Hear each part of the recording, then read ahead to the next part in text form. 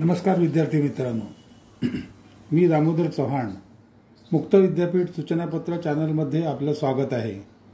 विद्यार्थी मित्रांनो, पदवी परीक्षेच्या अभ्यासाला आता तुम्ही थोडंफार परिचित झाला असालच। काही विषयांचा अभ्यास तुम्ही सुरू केला असेलही तुमच्या पदवी मिळविण्याच्या प्रयत्नांना नक्कीच यश मिळेल।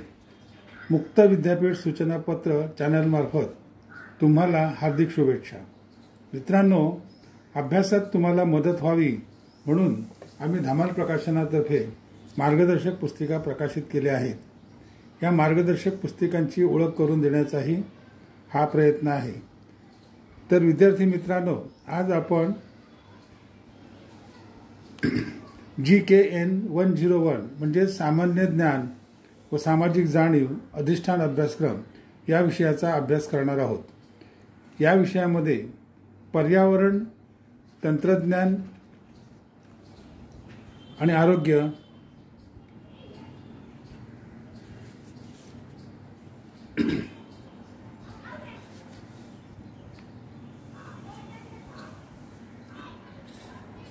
विकास, संकल्पना आणि मार्ग आणि संज्ञापन क्रांती आणि जैव तंत्रज्ञान या 3 पुस्तकांचा अभ्यास करणार आहोत। तर विद्यार्थी मित्रांनो, कोरोनाच्या महामारीमुळे लघुत्तरी प्रश्नांच्या म्हणजेच MCQ पद्धतीच्या परीक्षा घेतल्या गेल्या होत्या, परंतु यापुढे दीर्घोत्तरी प्रश्नांसाठी परीक्षेचा पॅटर्न पुढीलप्रमाणे राहील। 80 गुणांची अंतिम परीक्षा आणि 20 गुणांची गृहपाठाची परीक्षा असेल। प्रश्नांची उत्तरे प्रत्येकी 75 ते 100 शब्दांमध्ये लिहायची आहेत। म्हणून मार्गदर्शक पुस्तिकांमध्ये आम्ही 2001 पासून अंतिम परीक्षांमध्ये सातत्याने विचारल्या गेलेल्या आणि इतर संभाव्य वाटणाऱ्या प्रश्नांची उत्तरे देण्याचा प्रयत्न केला आहे। तसेच पुस्तकाच्या शेवटी उपलब्ध झालेल्या मागील वर्षांच्या अंतिम परीक्षांच्या प्रश्नपत्रिकाही देण्यात आलेल्या आहेत। तर विद्यार्थी मित्रांनो, महत्त्वाची गोष्ट म्हणजे पाठ्यपुस्तकातील प्रत्येक घटकामध्ये अभ्यासासाठी काही उद्दिष्टे देण्यात आलेली असतात। या उद्दिष्टांमध्ये संपूर्ण घटकाचा आशय सामावलेला असतो, त्यामुळे विषय समजण्यास मदत होते। तसेच विषयांची चांगली ओळख सुद्धा होते। या उद्दिष्टांच्या आधारावरच गृहपाठ आणि अंतिम परीक्षांमध्ये प्रश्न विचारले जातात। तर विद्यार्थी मित्रांनो, प्रथम आपण विज्ञान, तंत्रज्ञान, पर्यावरण आणि आरोग्य या पहिल्या पुस्तकातील पहिल्या घटकाचा अभ्यास करू।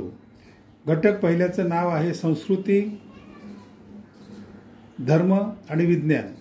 या घटकामध्ये अभ्यासासाठी पुढील उद्दिष्टे देण्यात आलेली आहेत। 1. संस्कृती आणि नागरिकता या संकल्पना स्पष्ट करता येणे। 2. धर्म म्हणजे काय त्याचे स्पष्टीकरण करता येणे। 3. विविध धर्मांमधील आध्यात्मिक व नैतिक वचनांचा परिचय करून देता येणे। 4. विवेकवादाचे स्वरूप स्पष्ट करता येणे। 5. विज्ञानाच्या स्वरूपाविषयी विवेचन करता येणे। आणि 6.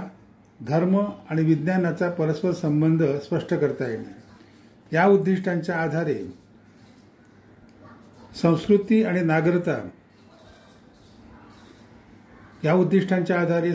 आणि नागरिकता यातील फरक स्पष्ट करा हा प्रश्न मे 2001, नोव्हेंबर 2006, मे 2011 आणि मे 2016च्या अंतिम परीक्षांमध्ये विचारण्यात आला होता। तसेच संस्कृती म्हणजे काय, संस्कृतीची उपांगे,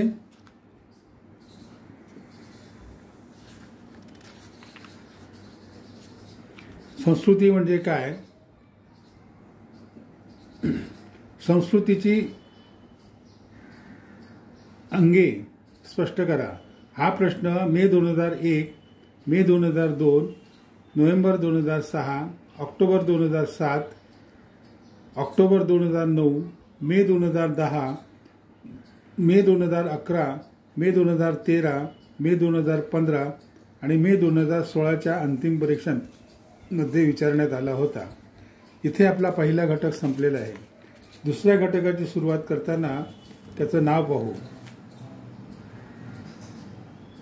दुसऱ्या घटकाचं नाव आहे पर्यावरण आणि प्रदूषण.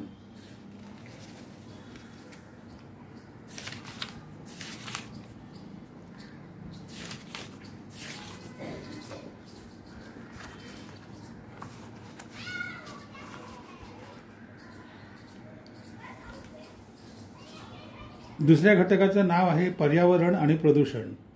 या घटकामध्ये अभ्यासासाठी पुढील उद्दिष्टे देण्यात आलेली आहेत. 1.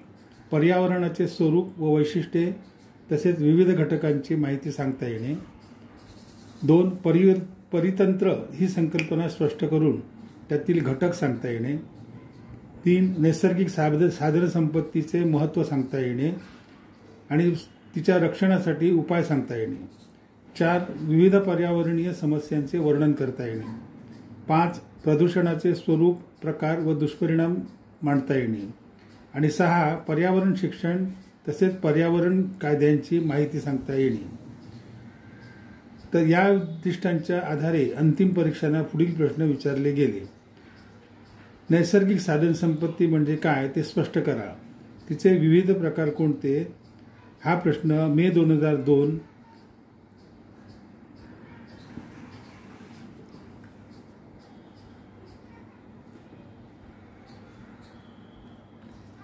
मे 2005, मे 2006, ऑक्टोबर 2007, नोव्हेंबर 2009, मे 2015 आणि मे 2016 इत्यादी परीक्षांना विचारण्यात आला होता.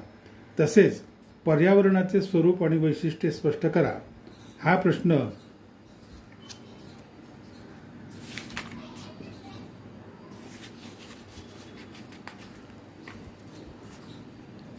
पर्यावरणाचे स्वरूप आणि वैशिष्ट्ये स्पष्ट करा. हा प्रश्न मे 2001,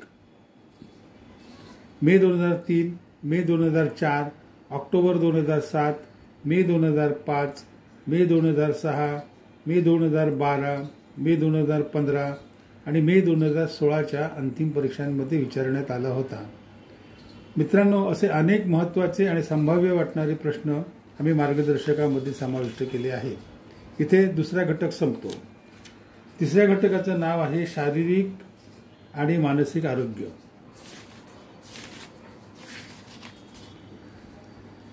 शारीरिक आणि मानसिक आरोग्य या घटकामध्ये अभ्यासासाठी पुढील उद्दिष्टे देण्यात आलेली आहेत आणि या उद्दिष्टांच्या आधारे परीक्षांमध्ये प्रश्न विचारले जातात. 1. सामाजिक आरोग्य ही संकल्पना स्पष्ट करून महत्त्व सांगता येणे. 2. सुखदायी आरोग्य ही संकल्पना स्पष्ट करता येणे. मानसिक आरोग्याची व्याख्या स्पष्ट करता येणे. विविध मानसिक आजार सांगून त्यावर उपाय सुचविता येणे. आणि 5. सुखदायी आरोग्यासाठी स्त्री पुरुषांनी काय करायला हवे हे सांगता येणे. या उद्दिष्टांच्या आधारे पुढील प्रश्न विचारले गेले. सुखदायी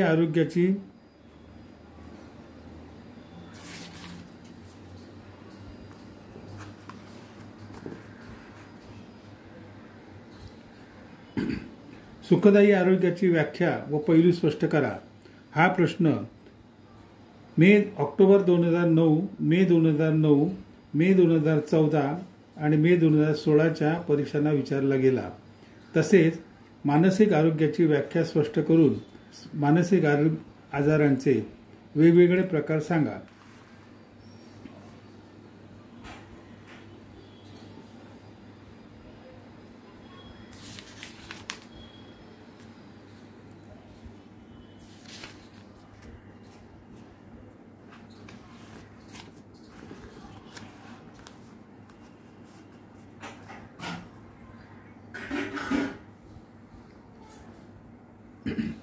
मानसिक आरोग्याची व्याख्या करून मानसिक आजारांचे वेगवेगळे प्रकार सांगा. हा प्रश्न मे 2001, ऑक्टोबर 2007, मे 2009, मे 2012 आणि मे 2013च्या अंतिम परीक्षेमध्ये विचारण्यात आला होता. असेच अनेक संभाव्य आणि महत्त्वाचे प्रश्न मार्गदर्शकात दिलेले आहेत. इथे दुसरे पुस्तक संपत आहे. तर मित्रांनो,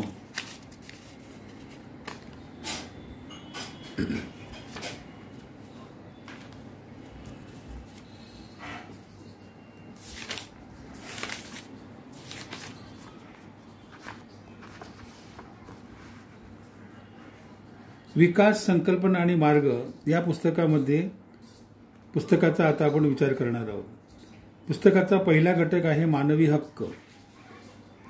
मानवी हक्क या घटकामध्ये हक्क म्हणजे काय, तसेच हक्कांचे प्रकार कोणते याबद्दलची माहिती या घटकात दिलेली आहे. पुढील उद्दिष्टांचा विचार केलेला असून ते मुद्दे पुढीलप्रमाणे: 1. मानवी हक्क संकल्पना स्पष्ट करून विविध प्रकार सांगता येणे. 2. नैसर्गिक अधिकाराच्या कल्पनेमुळे पाश्चात्य राष्ट्रात घडलेली परिवर्तने सांगता येणे. 3. भारतातील मानवी हक्काच्या लढ्याची माहिती सांगता येणे. 4. समतेच्या आणि जगण्याच्या अधिकाराचं स्वरूप स्पष्ट करता येणे. स्वातंत्र्य आणि समता यांच्या संदर्भात अमर्त्य सेन यांचे विचार सांगता येणे. आणि 6. मानवाधिकाराच्या संरक्षणासाठी भारतीय यंत्रणांची माहिती सांगता येईल. या उद्दिष्टांच्या आधारे मे 2016च्या अंतिम परीक्षेमध्ये हक्क म्हणजे काय, नैसर्गिक हक्क आणि नैतिक हक्क आणि कायदेशीर हक्क या संकल्पना स्पष्ट करा हा प्रश्न विचारण्यात आला. तसेच मानवाला मानवी हक्कांची गरज कशासाठी असते,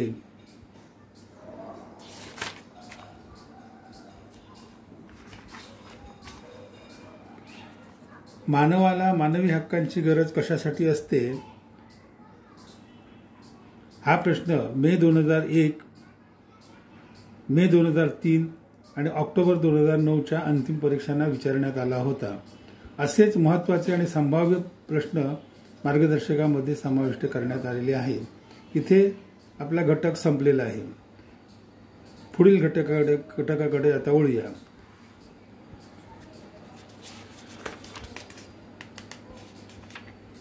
पुढील घटकाचं नाव आहे सहकार.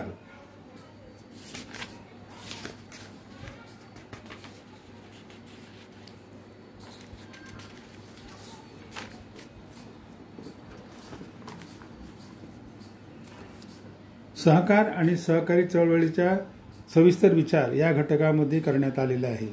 अभ्यासासाठी पुढील उद्दिष्टे देण्यात आली आहेत. 1. सहकाराची संकल्पना आणि तत्त्वे स्पष्ट करता येणे. 2. भारतातील सहकाराचा प्रारंभ व विकास मांडता येणे. 3. महाराष्ट्रातील सहकार चळवळीचा प्रारंभ व विकासाची माहिती सांगता येणे. 4. सहकाराची विविध अंगे, स्वरूप, व्याप्ती आणि महत्त्व सांगता येणे. 5. विविध सहकारी संस्थांची ओळख, कार्ये व वैशिष्ट्ये सांगता येणे. आणि 6. सहकारी चळवळीतील दोष व ते दूर करण्याचे उपाय सांगता येणे. तसेच 7वा मुद्दा, मुक्त अर्थव्यवस्थेत सहकारी चळवळीचे महत्त्व स्पष्ट करता येणे. या उद्दिष्टांच्या आधारे सहकाराची तत्त्वे स्पष्ट करा हा प्रश्न मे 2001, मे 2006, मे 2011, मे 2012 आणि मे 2016च्या अंतिम परीक्षांमध्ये विचारण्यात आला होता. तसेच सहकारी चळवळीच्या उणीवा स्पष्ट करा.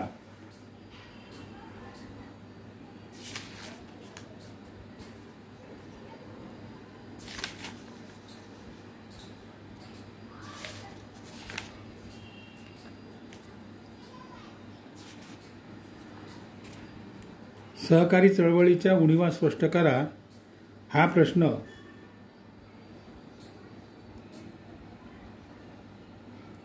मे 2004, नोव्हेंबर 2006, ऑक्टोबर 2007 आणि मे 2012च्या अंतिम परीक्षांमध्ये विचारण्यात आला होता. असेच संभाव्य आणि महत्त्वाचे प्रश्न धमाल प्रकाशनाच्या मार्गदर्शकामध्ये समाविष्ट करण्यात आलेले आहेत. इथे सहकाराचा घटक संपलेला आहे. आता पुढील घटकाचं नाव आहे उद्योजकता विकास. उद्योजकता विकास या घटकामध्ये अभ्यासासाठी पुढील उद्दिष्टे देण्यात आली आहेत. 1. उद्योजकता संकल्पनेचा अर्थ, व्याप्ती, महत्त्व व वैशिष्ट्ये सांगता येणे. 2. उद्योजकता विकासाचा नेमका अर्थ सांगता येणे. 3. उद्योगीय चक्राचे वर्णन करून त्यातील अडचणी मांडता येणे. 4. उद्योजकता विकासाबाबतच्या विविध दृष्टिकोनांचे वर्णन करता येणे. आणि 5. स्वयंरोजगाराचे महत्त्व सांगून रोजगार आणि स्वयंरोजगारातील फरक स्पष्ट करता येणे. या उद्दिष्टांच्या आधारे अंतिम परीक्षांमध्ये पुढील प्रमाणे प्रश्न विचारले गेले. उद्योजकता विकासातील अडचणी कोणत्या? उद्योजकाच्या विकासातील अडचणी कोणत्या हा प्रश्न मे 2010च्या परीक्षेला विचारला गेला होता. तसेच उद्योजक व उद्योजकता विकासातील टप्पे स्पष्ट करा.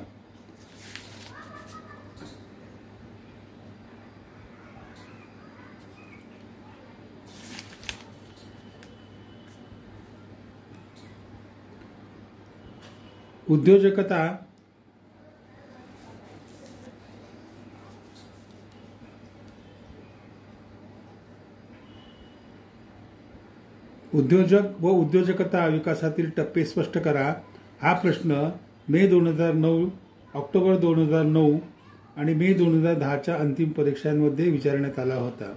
या आणि अशाच महत्त्वाच्या संभाव्य प्रश्नांची उत्तरे धमाल प्रकाशनाच्या मार्गदर्शकामध्ये समाविष्ट करण्यात आलेली आहेत. इथे उद्योजकता विकास हा घटक संपतो. पुढील घटकाचं नाव आहे ग्राहक चळवळ.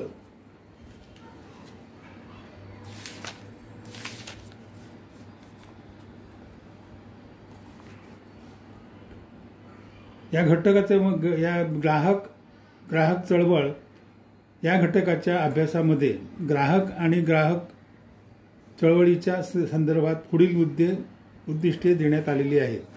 1. ग्राहक या संकल्पनेचा अर्थ स्पष्ट करून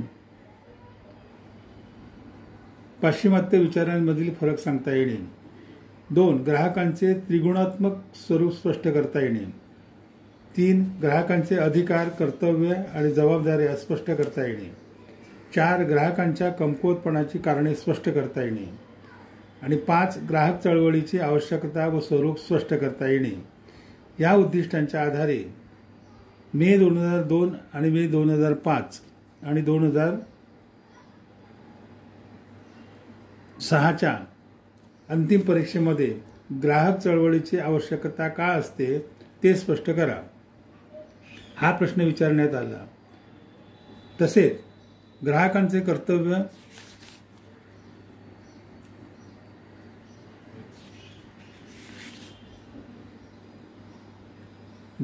कर्तव्य, व जबाबदाऱ्या कोणत्या हा प्रश्न मे 2002, मे 2003, मे 2004 आणि मे 2010, मे 2012, मे 2013 आणि मे 2016च्या अंतिम परीक्षांमध्ये विचारण्यात आला होता. असेच अनेक संभाव्य आणि महत्त्वाचे प्रश्न मार्गदर्शकात दिलेले आहेत. पुढील घटकाकडे वळूया. पुढील घटकाचं नाव आहे ग्राहकांच्या समस्या, संकल्पना व कारणे.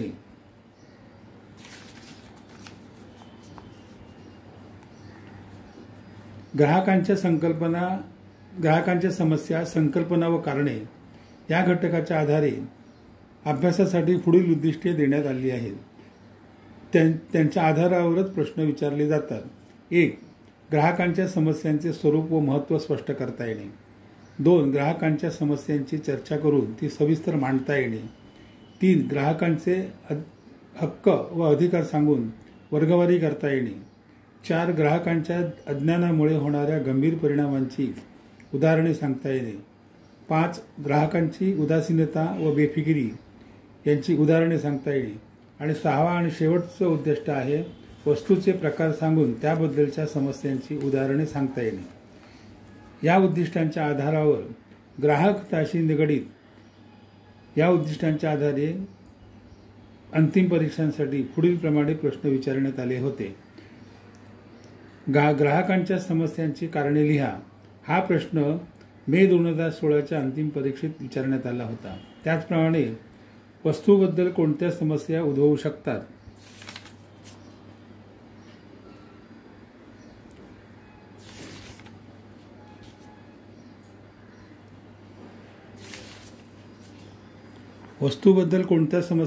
शकतात, हा प्रश्न ऑक्टोबर 2009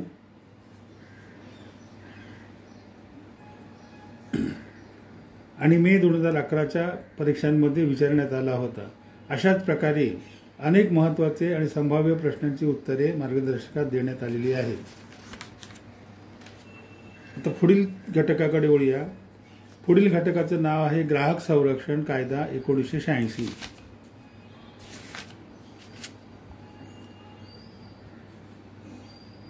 ग्राहक संरक्षण कायदा 1986च्या घटकामध्ये 1986च्या ग्राहक संरक्षण कायद्यातील तरतुदी आणि या कायद्यांतर्गत विविध यंत्रणांची आणि ग्राहक हक्कासाठी केल्या जाणाऱ्या कार्याची माहिती देण्यात आली आहे. अभ्यासासाठी पुढील उद्दिष्टे देण्यात आली आहेत. 1. 1986च्या ग्राहक संरक्षण कायद्याची वैशिष्ट्ये व व्याप्ती सांगता येणे. 2. ग्राहक कायद्यांतर्गत येणाऱ्या ग्राहक, व्यापारी, वस्तू, सेवा, तक्रारदार, अनुचित व्यापारी व्यवहार, दोष, कमतरता इत्यादी संज्ञांचा अर्थ सांगता येणे. 3. ग्राहक संरक्षण परिषदेची रचना आणि कार्य यांची माहिती देता येणे. 4. ग्राहक न्यायालयाची रचना व कार्यपद्धती स्पष्ट करता येणे. आणि 5. ग्राहक न्यायालयात फसगत झाल्यास तक्रार कशी दाखल करावी हे सांगता येणे. या उद्दिष्टांच्या आधारे ग्राहक न्यायालयातील राज्य आयोगाचे अधिकार व कार्यपद्धती स्पष्ट करा हा प्रश्न मे 2001 आणि नोव्हेंबर 2006च्या अंतिम परीक्षांमध्ये विचारला गेला. त्याचप्रमाणे ग्राहक संरक्षण कायदा 1986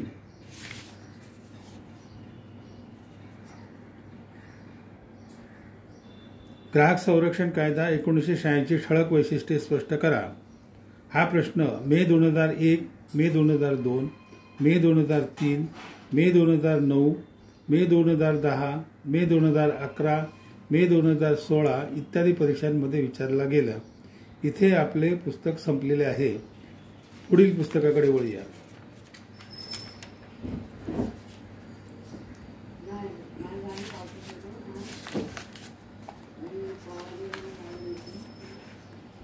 तिसऱ्या पुस्तकाचं नाव आहे संज्ञापन क्रांती आणि जैवतंत्रज्ञान. संज्ञापन क्रांती आणि जैवतंत्रज्ञान या पुस्तकातील पहिला घटक आहे संज्ञापन क्रांतीचे स्वरूप. संज्ञापन क्रांतीचे स्वरूप या घटकामध्ये संज्ञापन म्हणजे काय, संज्ञापन क्रांतीचे स्वरूप काय, संज्ञापन शास्त्रातील महत्त्वाच्या गोष्टी कोणत्या, तसेच माहिती सिद्धांताचे स्वरूप काय इत्यादी मुद्द्यांचा विचार केला असून पुढील उद्दिष्टे दिलेली आहेत. 1. संज्ञापन आणि संज्ञापन क्रांती या संकल्पना स्पष्ट करता येणे. 2. संज्ञापन क्रांतीमुळे मानवी जीवनातील बदलांचा आढावा घेता येणे. 3. संज्ञापन क्रांतीचे प्रकार सांगून महत्त्व सांगता येणे. 4. संज्ञापन शास्त्रातील विविध आकृतिबंधाची माहिती देता येणे.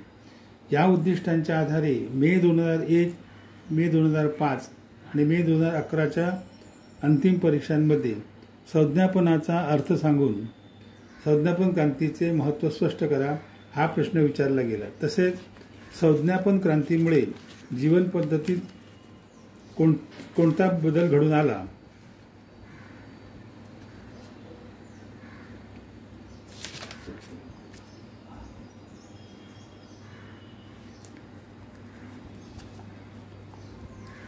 संज्ञापन क्रांतीमुळे जीवन पद्धतीत कोणता बदल घडून आला हा प्रश्न मे 2001, मे 2004, मे 2010, मे 2011, मे 2012 आणि मे 2015च्या अंतिम परीक्षांमध्ये विचारला गेला होता. अशाच प्रकारचे इतर काही संभाव्य आणि महत्त्वाचे वाटलेले प्रश्न आम्ही धमाल प्रकाशनाच्या मार्गदर्शनामध्ये समाविष्ट केलेले आहेत. आता पुढच्या घटकाकडे वळूया. पुढच्या घटकाचं नाव आहे संज्ञापन क्रांतीतील टप्पे आणि विविध माध्यमांचे योगदान.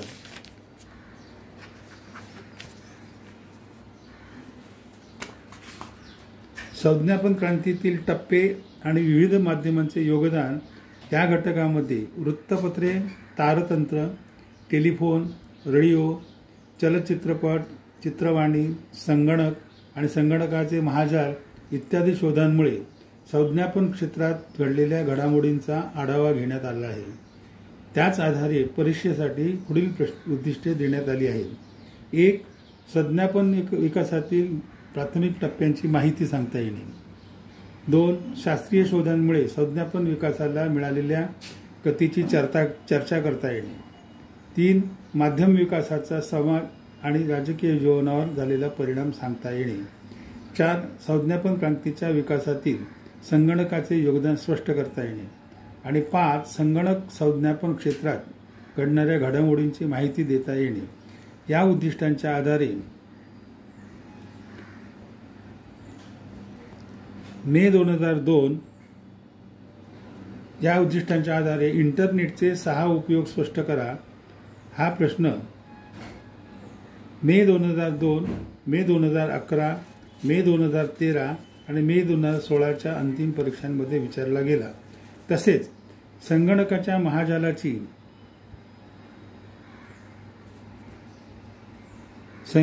महाजालाची वैशिष्ट्ये कोणती हा प्रश्न मे 2003, नोव्हेंबर 2006 आणि मे 2007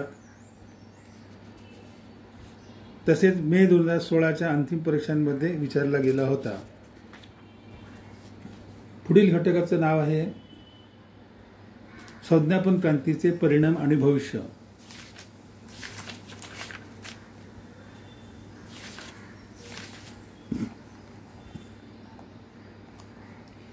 संज्ञापन क्रांतीचे परिणाम आणि भविष्य या घटकामध्ये संज्ञापन क्रांतीच्या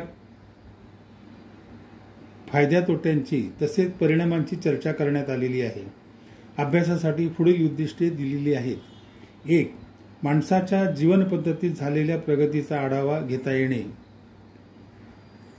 2, औद्योगिक संस्कृतीने मानवी जीवनावर झालेला परिणाम सांगता येणे. 3, बदलतं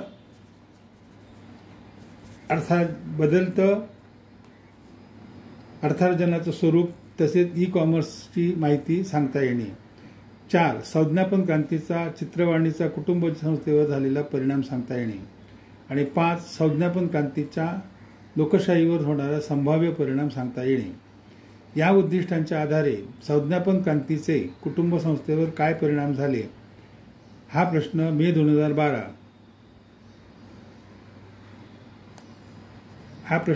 2012च्या अंतिम परीक्षेत विचारला गेला होता. तसेच ई-कॉमर्स म्हणजे काय,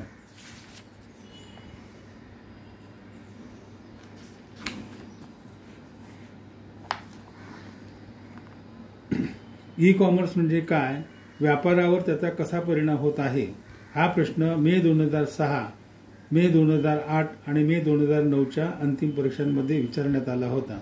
असेच इतर काही महत्त्वाचे आणि संभाव्य वाटणारे प्रश्न मार्गदर्शकामध्ये आम्ही समाविष्ट केलेले आहेत. पुढील घटकाचं नाव आहे जैवतंत्रज्ञान.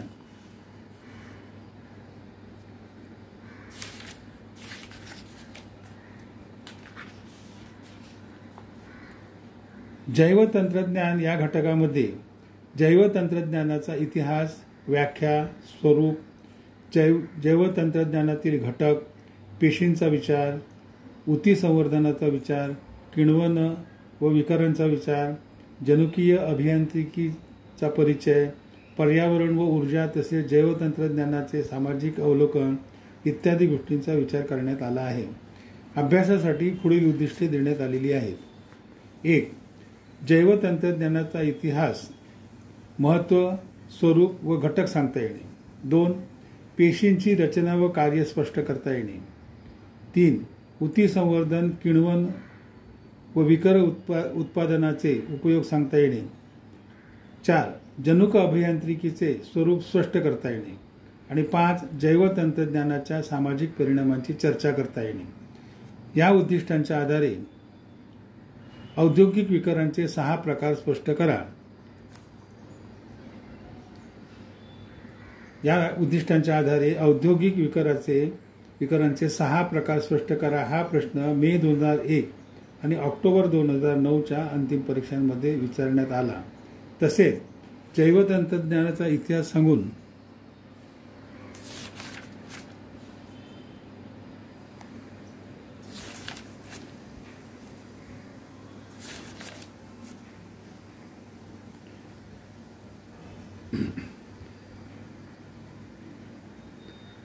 जैवतंत्रज्ञानाचा इतिहास सांगून त्यातील घटक स्पष्ट करा.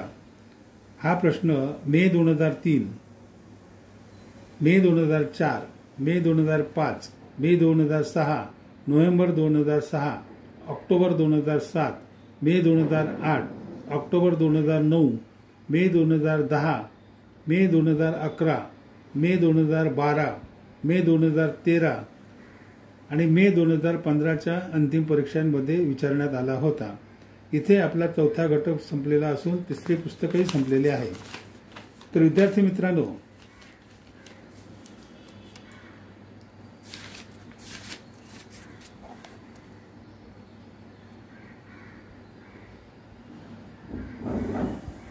मित्रांनो, GKN 101 सामान्य ज्ञान व सामाजिक जाणीव अधिष्ठान अभ्यासक्रम हा विषय आता इथे संपलेला आहे.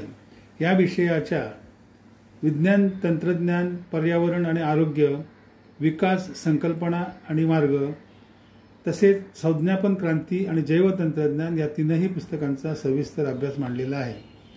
तर विद्यार्थी मित्रांनो, हा व्हिडिओ आपणास आवडला असल्यास लाईक करा, मित्रमंडळींमध्ये शेअर करा आणि बेल आयकॉन दाबून सबस्क्राईब करा, म्हणजे पुढील मार्गदर्शकाची माहिती आपणास सर्वप्रथम मिळेल. तसेच कॉमेंट सेक्शनच्या खाली धमाल प्रकाशनाच्या मार्गदर्शकांची यादी आणि पुस्तक विक्रेत्यांची माहिती देणारी लिंक दिलेली आहे, ती जरूर पहा.